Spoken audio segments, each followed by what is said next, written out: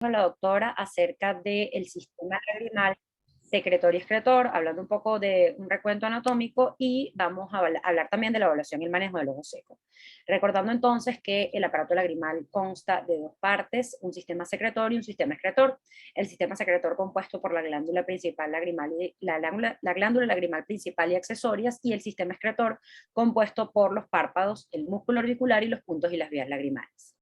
Recordando entonces que la glándula lagrimal tiene un estroma y un parénquima, el estroma compuesto por el parénquima, vasos, nervios linfáticos y células plasmáticas. Mientras que el parénquima va a estar compuesto por los lacrimocitos, acinos, lobulillos y lóbulos encargados entonces de la secreción lagrimal, Disculpa, teniendo María, una parte no está voluntaria. pasando las láminas, perdón. Estás en la primera lámina. Ok, ¿No están pasando, Doc? ahora pasaste. Ahorita ya entró. Ok, ok. Entonces, debemos recordar que la glándula lagrimal tiene dos porciones también, una porción orbitaria y una porción palpebral. Formando parte del sistema secretor tenemos tanto los párpados como la conjuntiva, ya que en ellas se encuentran las glándulas lagrimales accesorias. Están las glándulas de meibomio en la mela posterior del párpado, y a lo largo de toda la conjuntiva tenemos lo que son las glándulas lagrimales accesorias como Krauss-Wolfring, las glándulas de Mans y las criptas de Henle. Como parte del sistema excretor tenemos, como bien dijimos, los párpados y el músculo orbicular, pero también lo que son las vías lagrimales superiores, compuestas por los puntos y los canalículos lagrimales, y las vías lagrimales inferiores, compuestas por el saco lagrimal y los conductos nasolagrimales. Recordando un poco entonces que la secreción basal debe tener un volumen de 1.5 a 2 mililitros de lágrimas por día, y este volumen se va a ver aumentado ante diferentes estímulos. Va a estar pues inervado por el sistema nervioso parasimpático, y la secreción refleja se va a ver disminuida por el sistema nervioso simpático, que se va a encargar directamente de la secreción basal. Como dijimos, esta va a estar a cargo de las glándulas de meibomio, las células caliciformes y las criptas de Henle, y este estímulo va a descender a través del plexo cervical superior, del tronco simpático y el plexo de la carótida interna para hacer sinapsis en los receptores alfa-1 de fenilefrina, que a nivel de la pared del conducto nasolagrimal va a contraer los vasos sanguíneos, pero a nivel de las glándulas lagrimales accesorias lo que va a hacer es reducir el llenado de los cuerpos cavernosos y dilatar la luz de los conductos de drenaje. Mientras que el sistema nervioso parasimpático se va a ver estimulado por medio del nervio óptico ante un estímulo de luz brillante, por medio del nervio trigémino ante un estímulo irritativo, o por estímulos mentales, y la vía eferente de este arco reflejo va a ser el nervio facial a través del nervio petroso mayor, y este va a ser sinapsis en las ramas del ganglio pterigopalatino para descender por el nervio cigomático hasta la glándula lagrimal. Recordando entonces que el film lagrimal tiene tres porciones: una oleosa, que va a estar secretada por las glándulas de meibomio, 6 y mol; una acuosa, secretada por las glándulas lagrimal principal y las glándulas lagrimales accesorias; y una parte mucinosa secretada por las células caliciformes y las criptas de Henle. Esta composición va a variar de acuerdo a los cambios, sobre todo en las hormonas sexuales, específicamente en los andrógenos, y también por la actividad de las lipasas de las diferentes bacterias. También debemos recordar un poco la función de la bomba lagrimal, que va a estar dada directamente por la contracción del músculo orbicular y por la inserción de este músculo a nivel del canto medio, por medio del tendón cantal medial, a nivel del saco lagrimal, teniendo entonces que cuando el músculo se contrae, los párpados y los canalículos se cierran y el saco se dilata, como podemos ver acá. Y cuando el músculo se dilata o se relaja, mejor dicho, los párpados y canalículos se abren y el saco se contrae para favorecer entonces el flujo de la lágrima hacia el conducto nasolagrimal. Tenemos entonces que la alteración en el funcionamiento del aparato lagrimal puede estar causado o por hiposecreción lagrimal, que dentro de lo cual vamos a hablar sobre el ojo seco, y por otro lado tenemos hipersecreción lagrimal o epífora, que es lo que vamos a tocar en clases posteriores. En cuanto a la definición de ojo seco, en el último consenso de ojo seco del año 2017 se llegó a la conclusión de que se trata de una enfermedad multifactorial de la superficie ocular, que se caracteriza por una pérdida de la homeostasis de la película lagrimal, que tiene signos y síntomas oculares cuya etiología va a ser diversa. En primer lugar, va a venir dada por la inestabilidad e hiperosmolaridad de la película lagrimal, por la inflamación, por el daño de la superficie ocular y también por alteraciones neurosensoriales. En cuanto a su clasificación, él puede ser evaporativo o por deficiencia acuosa. El evaporativo, pues como su nombre lo dice, la tasa de evaporación de la película lagrimal va a estar elevada, pero la funcionalidad lagrimal va a estar normal. Y un ejemplo clásico de ello es la función de las glándulas de Meibomian. Mientras el que se da por deficiencia acuosa, la tasa evaporativa va a estar normal, pero va a haber una reducción en la secreción lagrimal. Y un ejemplo típico de esto es el síndrome de Sjögren. Sin embargo, el síndrome de Sjögren no es el único causante del ojo seco por deficiencia acuosa. También tenemos casos de deficiencia lagrimal, de obstrucción de los ductos lagrimales y de bloqueos del arco reflejo. También pues hablamos en los casos del ojo seco evaporativo de causas tanto intrínsecas como extrínsecas. Las intrínsecas, el ejemplo es, o el ejemplo más común es la deficiencia de las glándulas de Meibomio, mientras que las causas extrínsecas tenemos pues uso de lentes de contacto, conservantes en los medicamentos tópicos utilizados por diferentes patologías y los déficits de vitamina A, por ejemplo. Sin embargo, pues en el último consenso también se llegó a la conclusión de que el principal estímulo o el principal problema en los pacientes con ojo seco es la hiperosmolaridad. Esto va a desencadenar una cascada inflamatoria, que es lo que va a generar entonces esta inestabilidad lagrimal, y esto puede estar generado o por cualquiera de las causas que nos van a generar una deficiencia acuosa o por cualquiera de las causas que nos puede generar un aumento de la evaporación, pero lo importante es que esta respuesta inflamatoria va a desencadenar un daño crónico en la superficie ocular que va a autoperpetuar esta enfermedad. Por lo tanto, es muy importante atacarla a tiempo. Para el diagnóstico, entonces debemos hacer una adecuada historia clínica con una anamnesis, inspección, por supuesto, exploración con la lámpara de hendidura y las diferentes pruebas diagnósticas específicas para el ojo seco. Los pacientes van a consultar entonces por dolor, ojo rojo y visión borrosa fluctuante. Sin embargo, para la clasificación de la severidad de los síntomas contamos con diferentes cuestionarios, como por ejemplo este cuestionario de Ocular Surface Disease Index o conocido como OSDI, que nos va a ayudar a clasificar por medio de diferentes preguntas y el puntaje obtenido en cada una de estas preguntas al paciente en normal, leve, moderado o severo, de acuerdo pues a, valga la redundancia, la severidad de los síntomas de la patología del paciente. En cuanto a la exploración, vamos a irnos directamente a los órganos diana, que son la córnea, la conjuntiva y los párpados. En la córnea lo que vamos a ver, o mejor dicho, en primer lugar, en la conjuntiva vamos a ver una disminución en la keratinización conjuntival y una pérdida de las células caliciformes que va a tener como consecuencia que se generen esos pliegues conjuntivales paralelos al párpado que son patognomónicos en la enfermedad de ojo seco. En la córnea vamos a ver una epiteliopatía puntiforme que se va a ver directamente por apoptosis de las células epiteliales y por elevación de la descamación, que hace que la fluoresceína difunda por el glucocálix de estas células apoptóticas. También vamos a ver queratitis filamentosa, que son filamentos solitarios o agrupados de menos de 2 milímetros de longitud, que van a ir desde el epitelio corneal hasta la película lagrimal.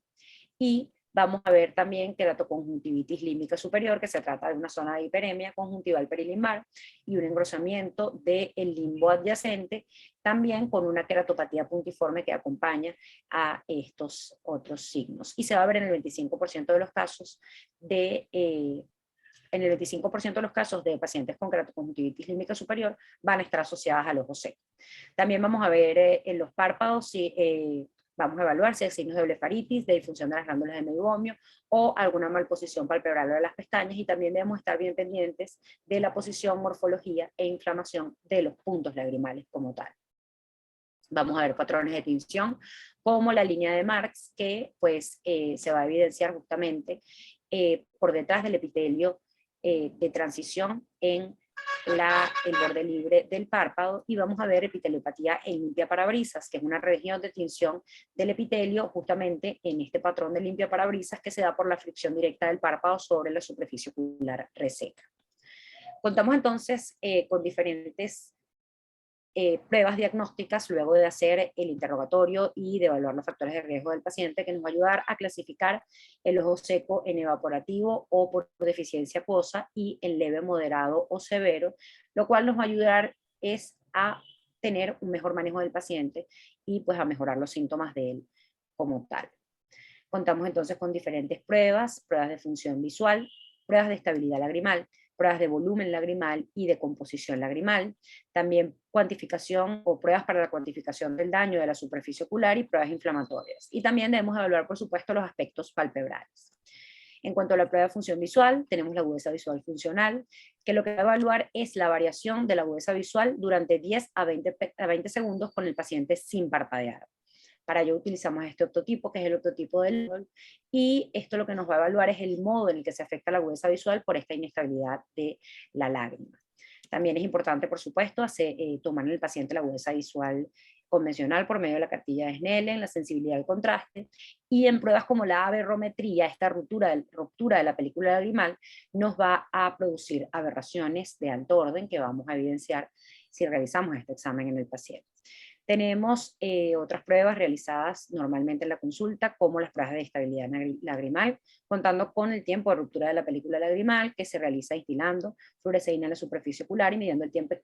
tiempo que esta tarda en romperse desde el último parpadeo, considerando lo normal que esta supere los 10 segundos, teniendo una alta sensibilidad y especificidad. Por otro lado, tenemos este concepto de índice de protección, de índice de protección ocular, también fue conclusión del último consenso de Joseco del año 2017 y se calcula dividiendo el tiempo de ruptura de la superficie ocular, de ruptura lagrimal, mejor dicho, entre el intervalo de parpadeo. Y ellos concluyeron que cuando este índice de protección ocular es mayor o igual a 1, y esto significa que el tiempo de ruptura de la film lagrimal supera el intervalo de parpadeo y el ojo está protegido. Mientras que si es menor a 1, el tiempo de ruptura de la lágrima es menor a el intervalo de parpadeo y por lo tanto el ojo va a estar expuesto a una resecación perjudicial. El tiempo de ruptura de la película lagrimal no invasivo o la medición no invasiva de este parámetro se ha vuelto muy popular en la práctica médica, ya que la fluoresceína genera una estabilidad per se de la película lagrimal.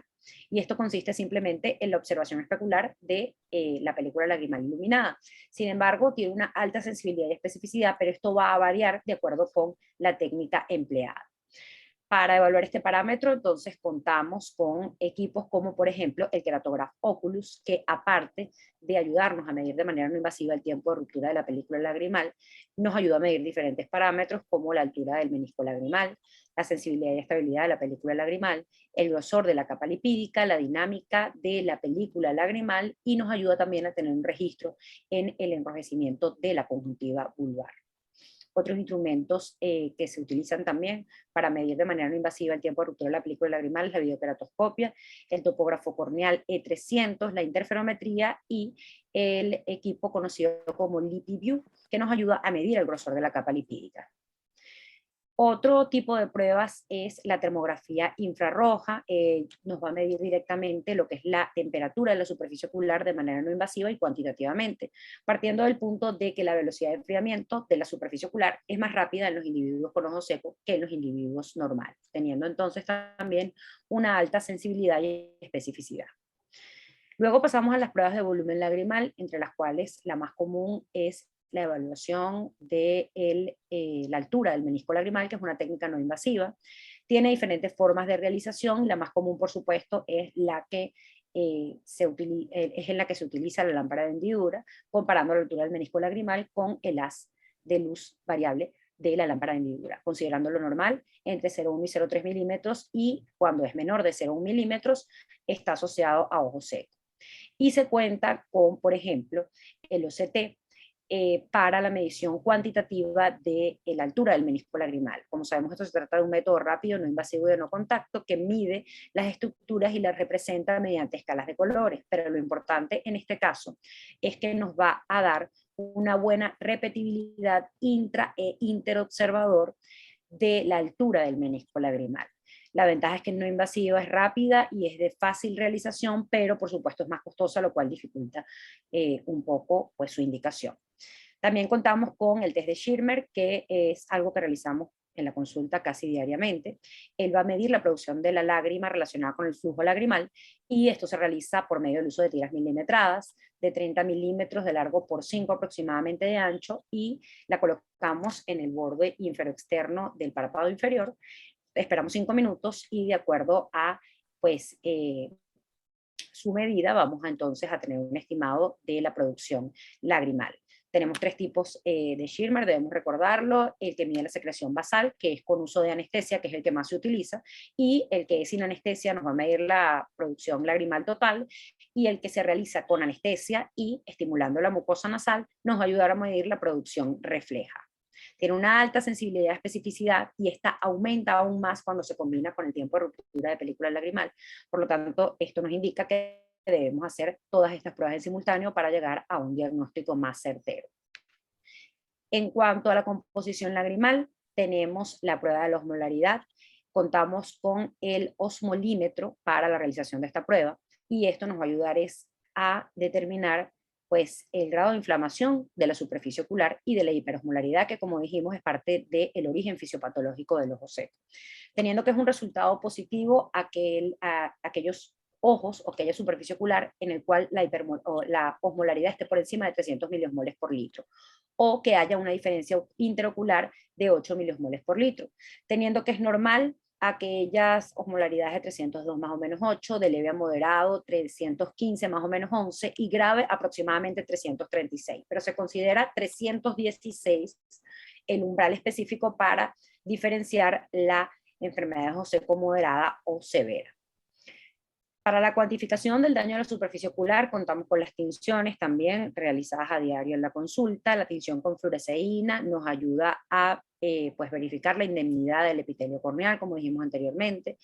El rosa de bengala nos va a teñir los filamentos mucosos y las células muertas y degeneradas tanto de la conjuntiva como de la córnea, pero es citotóxica, por lo cual utilizamos el verde de lisamina comúnmente, ya que nos va a teñir prácticamente las mismas células. El patrón va a ser similar, pero no va a producir molestias ni irritación. Contamos con diferentes escalas para la cuantificación del daño a la superficie ocular como tal, y cada una con sus diferentes características, pero las más utilizadas pueden ser la de Van Bistelberg y la de Oxford. Sin embargo, lo importante, sin importar cuál sea la técnica que se utilice, va a ser clasificar al paciente y por medio de ello lograr un mejor manejo del mismo. También contamos con la citología por impresión, que se trata del estudio de las superficiales de la conjuntiva y de la córnea mediante una impronta de la superficie ocular con filtros de acetato de celulosa. Por medio de este estudio vamos a medir todos estos parámetros y según estén presentes o no, vamos a obtener una puntuación que nos va a ayudar a clasificar al paciente en estos grados en la escala de Nelson, del grado 0 al 3, lo cual nos va a ayudar también a tener pues un diagnóstico más certero del paciente. Por otro lado, tenemos la microscopía confocal, que también es un elemento que se puede utilizar. En esto nos permite obtener imágenes in vivo de la córnea humana, y en este caso lo que nos va a ayudar es a determinar la densidad de las células epiteliales superficiales, si hay una alteración en la inervación corneal, la densidad de las células caliciformes conjuntivales, y nos va a ayudar también a tener un estudio más específico de las glándulas de Meibomian. Contamos también con la estesiometría corneal por medio del uso del esteciómetro de Cochet-Bonnet, teniendo en cuenta que pues, la sensibilidad corneal se ve reducida en los pacientes con ojo seco, por lo cual es una prueba específica pero poco sensible, debido a que no solamente el ojo seco va a afectar la sensibilidad corneal. Por otro lado, tenemos las pruebas de inflamación de la superficie ocular, entre las cuales está la prueba de la metaloproteinasa 9. El nombre comercial de esta prueba es Inflamadry, y parte del punto de que las células epiteliales afectadas producen niveles elevados de metaloproteinasa 9, considerando anormal que esté por encima de los 40 nanogramos por mililitro. Otras pruebas inflamatorias son los niveles de citoquina y quimiosinas, los marcadores inmunes de la superficie ocular y los signos de inflamación corneal medidos por medio del microscopio confocal. Sin embargo, estas no son pruebas específicas para la enfermedad de ojo seco, ya que pues se ven afectadas en cualquier patología de la superficie ocular que curse con inflamación, pero nos puede ayudar un poco al manejo del paciente de acuerdo con el grado de inflamación que veamos en la superficie ocular.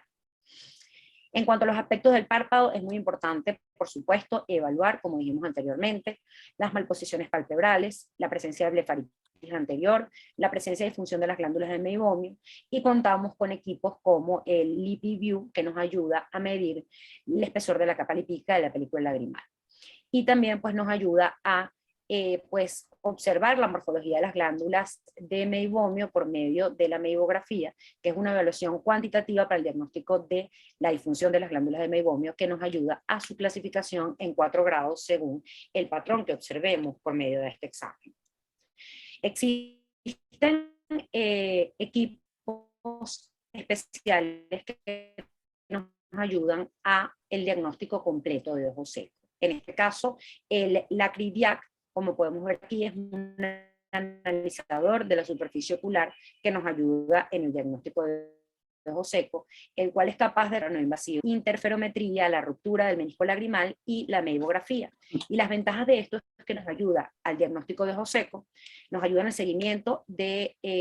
tratamiento del mismo y a evaluar y optimizar resultados postoperatorios en caso de cirugías refractivas o de cataratas, y también a optimizar la comodidad de los pacientes portadores de lentes de contacto.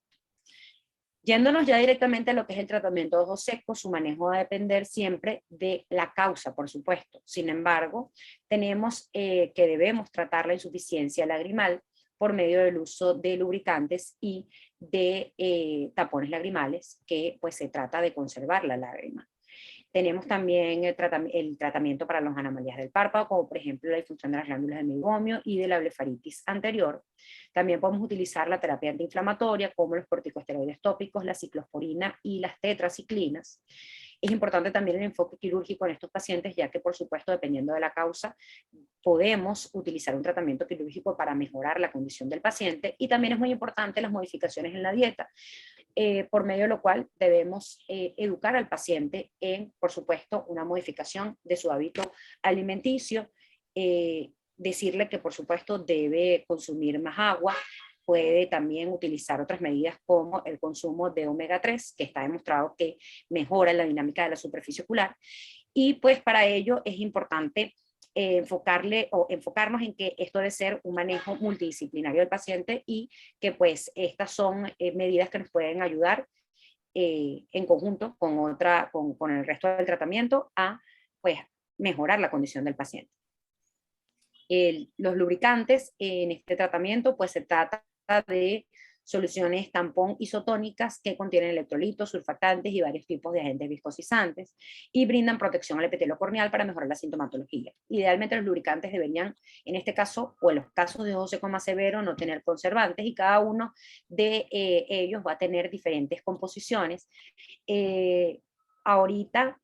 nos vemos limitados en el país, no contamos con muchos lubricantes sin conservantes, que son los que vienen en viales directamente, pero tenemos diferentes opciones en el mercado que nos pueden ayudar en el tratamiento de estos pacientes. Por otro lado, tenemos la oclusión puntal, que se basa en el uso de un tapón en el punto lagrimal para disminuir el drenaje y aumentar el volumen de la película lagrimal. Está indicado en casos de ojo seco sintomático, en casos de Schirmer con anestesia menor de 5 milímetros y en evidencias de tinción de la superficie ocular, y por supuesto va a estar contraindicado cuando el paciente es alérgico a los materiales con los que se realiza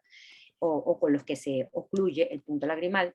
cuando hay ectropio del punto lagrimal o cuando hay oclusión persistente del punto lagrimal. Por lo cual, como dije anteriormente, es muy importante verificar la indemnidad del punto en el tratamiento de estos pacientes. Debemos tratar también las anomalías del párpado, como la blefaritis anterior, la disfunción de las glándulas de meibomio y cualquier anomalía anatómica que pues genere exposición corneal y de la superficie ocular. También podemos utilizar lentes de contacto que nos ayudan a hidratar la superficie corneal en condiciones de ojo seco. Para ello contamos con lentes de contacto blandos de silicona, como lentes de contacto terapéuticos, y con lentes de contacto rígidos también, que son aquellos lentes de contacto esclerales, que lo que nos ayuda es como hacer una bóveda por delante de la córnea y a mantenerla hidratada de esta manera. Sin embargo, los más utilizados son los lentes de contacto blandos en este caso,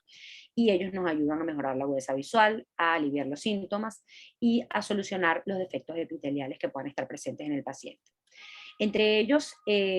uno de los más utilizados y de los más novedosos es el Dailies Total One. Este se trata de un lente de contacto con un gradiente acuoso que permite que el contenido de agua varíe del núcleo a la periferia. Es decir, este lente va a estar compuesto por un núcleo de hidrogel de silicona y una periferia de gel hidrófilo lubrificado no siliconado. Esta diferencia en la concentración de agua entre el núcleo y la periferia genera un gradiente de agua que arrastra el agua hacia la superficie ocular y va a generar entonces que ésta siempre se mantenga hidratada, ayudándonos a mejorar los defectos de la superficie ocular generados, bien sea por ojo seco o por cualquier patología de la superficie ocular. Contamos también con la terapia antiinflamatoria, que disminuye la inflamación, que pues viene siendo parte del inicio fisiopatológico de este tipo de pacientes. Contamos con la ciclosporina A, como el Restasis, por ejemplo, que pues es más difícil de conseguir actualmente, en el país por lo menos, pero también contamos con corticosteroides que pues nos ayudan, dependiendo de la severidad de los síntomas del paciente, a reducir la inflamación. En cuanto a las tetraciclinas, ellas tienen diferentes propiedades, entre ellas la antiinflamatoria es la que nos interesa en este caso, y la vamos a utilizar en dosis de 50 miligramos al día por 2 semanas o de 100 miligramos al día por 2.5 semanas. Lo importante es que lo debemos hacer en periodos intermitentes. Por otro lado, tenemos el enfoque quirúrgico, en donde la tarsorrafia, que hemos explicado en varias oportunidades, pues juega un papel importante, que se trata de un tratamiento temporal o permanente en la que los párpados se cierran, y esto nos va a ayudar a reducir la exposición de la superficie ocular, reducir la evaporación lagrimal y provocar una reducción del desecado de la superficie ocular. Por otro lado, en cuanto a las otras conductas quirúrgicas que podríamos tomar, por supuesto siempre va a depender de la causa del ojo seco, pero podemos hacer una resección de la conjuntivochalasis, también podemos utilizar el tratamiento del blefarospasmo esencial en caso de que esto sea la causa, por medio del uso de la neurotoxina botulínica, las correcciones en los párpados en caso de ser necesaria, y la reconstrucción de la superficie ocular con membrana amniótica también está descrito, que ayuda muchísimo a los pacientes con ojo seco severo. Por otro lado, está descrito el autotrasplante de las glándulas salivares o submandibulares en casos de ojo seco severo, y esto pues va a estar indicado directamente en el ojo seco severo, en el dolor agudo a pesar de la oclusión del punto y en epitelio corneal conjuntivalizado. Sin embargo, existen nuevas tecnologías en el manejo de la disfunción de las glándulas de meibomio, que es el principal causante de la enfermedad de ojo seco en todo el mundo. Por ello, entonces, traje este trabajo a colación realizado en el año 2019 por estos autores, en donde se evalúa el efecto del tratamiento del láser de IPL sobre los síntomas de los pacientes con diagnósticos de ojo seco. Ellos, a los pacientes seleccionados con diagnóstico de ojo seco, recibieron 4 sesiones separadas entre sí por un periodo de 2 semanas de láser de IPL micropulsos, y luego se hizo la expresión del contenido de las glándulas de meibomio. Se realizó el cuestionario de severidad de los síntomas de ojo seco antes y después de cumplir el protocolo de tratamiento, teniendo como resultado que se observaron disminuciones estadísticamente significativas en la escala de severidad de los síntomas relacionados con las alteraciones de la superficie ocular. Concluyendo entonces que esto es una terapia novedosa y efectiva para el tratamiento de los signos y síntomas de ojo seco. En el mercado se cuenta con varios dispositivos, sin embargo, este Lumenis Optima IPL es el primero aprobado por la FDA, no solamente para el tratamiento del ojo seco, sino también el tratamiento de lesiones vasculares, de pigmento y de depilación. Reduce la inflamación en el caso de ojo seco, que es el principal detonante de esta patología, y posee una avanzada tecnología que nos ayuda a liberar de manera controlada la luz pulsada intensa alrededor del ojo. Lo importante en este equipo es que nos permite disponer de niveles de energía constantes y dividirlas en 3 micropulsos, lo que hace que pues, se pueda utilizar en los tejidos perioculares sin riesgo de dañar los tejidos periféricos ni de provocar quemaduras. Y por otro lado tenemos este equipo llamado Duo Relief Suite, que se trata de un equipo de fluídica para el control de la disfunción de las glándulas de meibomio, que tiene diferentes accesorios. En este caso, en primer lugar, se utiliza esta máscara que nos va a proporcionar, aparte de calor, vibración, para pues ver toda la secreción que está acumulada en las glándulas de meibomio. Luego de esto vamos a utilizar la presión neumática y el frío para, en primer lugar, hacer la expresión de las glándulas de meibomio, y el frío pues nos va a ayudar a aliviar la inflamación, que también pues es parte de la patología. Y por medio de ello entonces podemos mejorar la fluídica de las glándulas de meibomio. Esto funciona como coadyuvante en el manejo del ojo seco evaporativo y pues es una técnica no invasiva bastante efectiva. Y bueno, muchísimas gracias.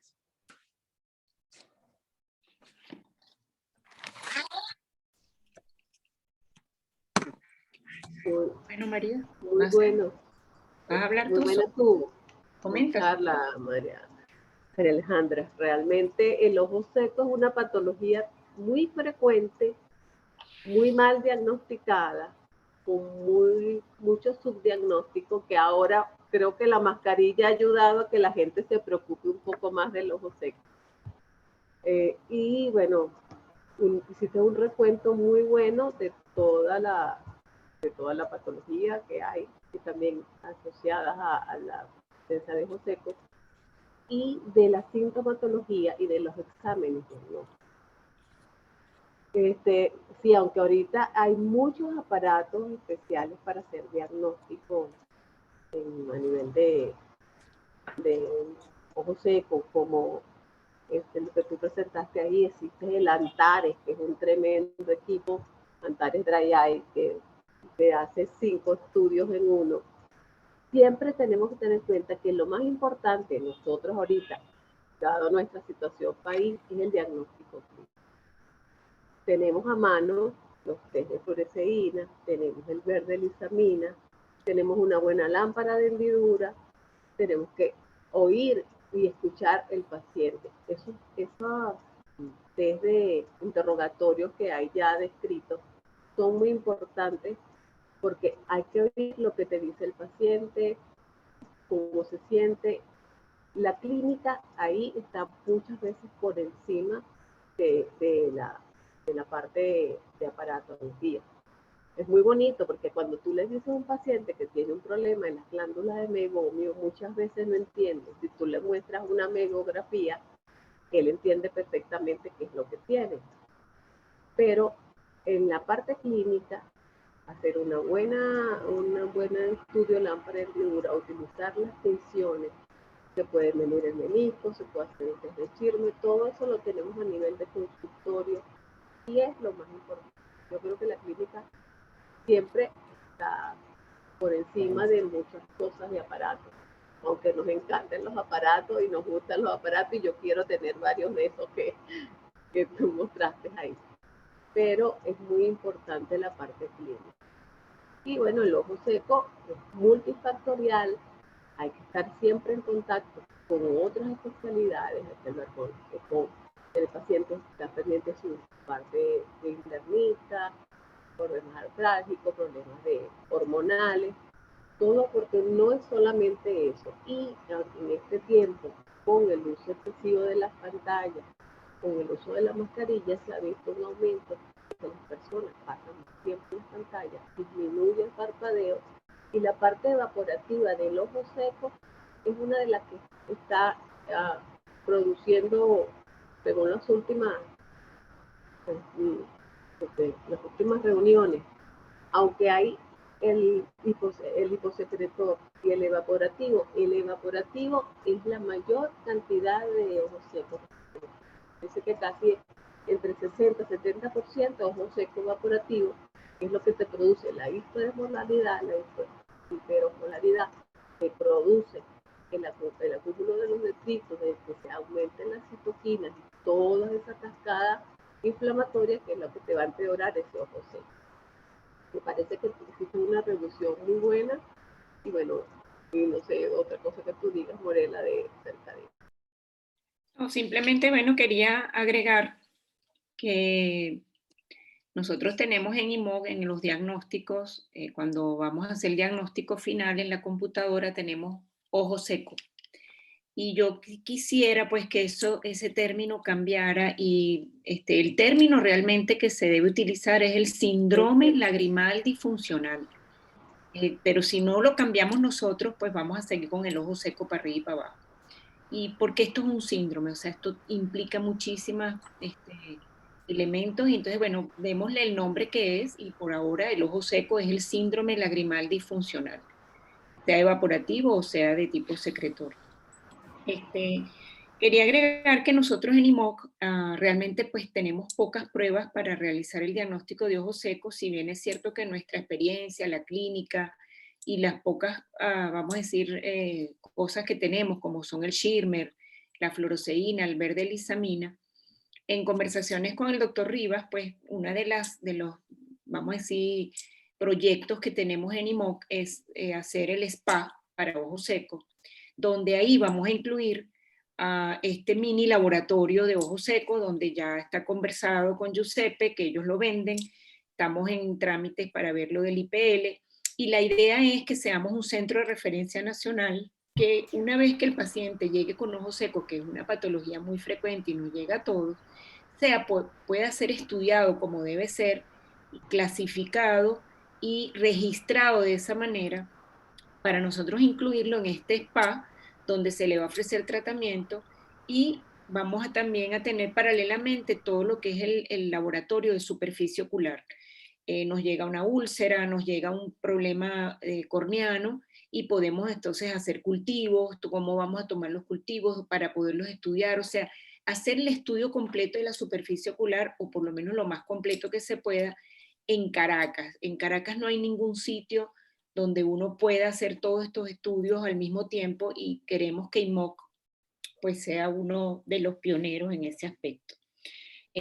Próximamente en esta consulta de estética que vamos a montar, pues también va a ir este spa de ojo seco y ahí vamos a hacer toda la mecánica que se está haciendo a nivel mundial del paciente con ojo seco, coge su consulta y una vez diagnosticado se le hace el tratamiento y está comprobado que el IPL mejora, pero en una gran cantidad de pacientes, la sintomatología. Es importante también recalcar que el paciente de ojo seco muchas veces no se compagina la sintomatología que él tiene con los hallazgos nuestros a la biomicroscopía. Entonces son pacientes que son grandes, vamos a decir, una enfermedad muy simuladora. A veces vemos muchos síntomas y en la lámpara no vemos mayor cosa y viceversa. Entonces es importante esta evaluación clínica de la que habla María, y estar bien acuciosos en el interrogatorio, porque a veces de repente un paciente con un blefaroespasmo es simplemente un ojo seco. Y inmediatamente se le da tratamiento de toxina botulínica y resulta que empeoramos el ojo seco. Entonces, de verdad que es importante pues hacer un buen diagnóstico. Por otro lado, quería decir que no se olviden nunca de que la ciclosporina es un gran aliado en el ojo seco y a pesar de que por la situación país nosotros no tenemos ciclosporina,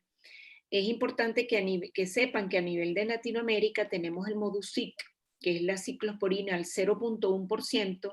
un poco más concentrada, y se vende en toda Latinoamérica, la consiguen en Cúcuta, en Costa Rica, en todos los países de Centroamérica y Suramérica, mucho más económico que el Restasis, que lo venden a nivel de Canadá y Estados Unidos con un precio de la caja de $450, cuando un Modusic cuesta $37 un frasco, y con un Modusic podemos preparar, diluyéndolo en lágrimas, podemos preparar 2 frascos. Entonces eso es importante que lo sepan y que se lo hagan saber al paciente, y que hoy en día los recursos para buscar medicinas en otros países está funcionando. Inclusive hay servicios delivery hacia Venezuela de todas estas medicinas. Nunca olvidar también en los casos severos que existe la pilocarpina vía oral, que es el famoso Salagen, que ayuda muchísimo a mejorar la lubricación en estos pacientes graves, que si bien es cierto no podemos operar o tienen problemas para hacer la cirugía con membrana amniótica o simplemente hasta ponerle unos tapones de vías lagrimales, esto es un medicamento que ayuda muchísimo a estos pacientes. Bueno, no sé si el público, alguien tiene alguna pregunta. Yo siempre les digo a fellow, mire, esto es un problema que momentáneamente lo podemos resolver con lubricantes, con antiinflamatorios, con antialérgicos y el calor local. Para mí, el ojo seco es impresionante cómo mejora con el calor local. Así de simple, pacientes que están críticos, que están agudos, pónganles calor local 6, 7 veces al día y verán la diferencia. Son pacientes también que se les tienen que dar indicaciones desde tipo ambiental, no tener aires acondicionados enfrente, ventiladores, busque climas cálidos, el frío siempre les hace más daño, y usar un mecanismo de protección en la vista. Para ello, les pongo a la orden un instructivo que hemos diseñado en la consulta de oculoplástica para pacientes con ojos secos. Vamos a hacérselos llegar a todos los oftalmólogos para que ahí se ahorren un poco la charla de el ojo seco, es muy largo cuando uno tiene que dar indicaciones de ojo seco, ¿no? Y entonces, en este instructivo preparado por nosotros, pues ayudamos un poco a que el paciente entienda de por qué está sufriendo de esto, qué le está pasando y por qué debe tomar ciertos cambios en su vida para que le mejore la sintomatología. ¿Y alguien tiene alguna pregunta? ¿O María? María, ¿te quedó todo claro? Sí.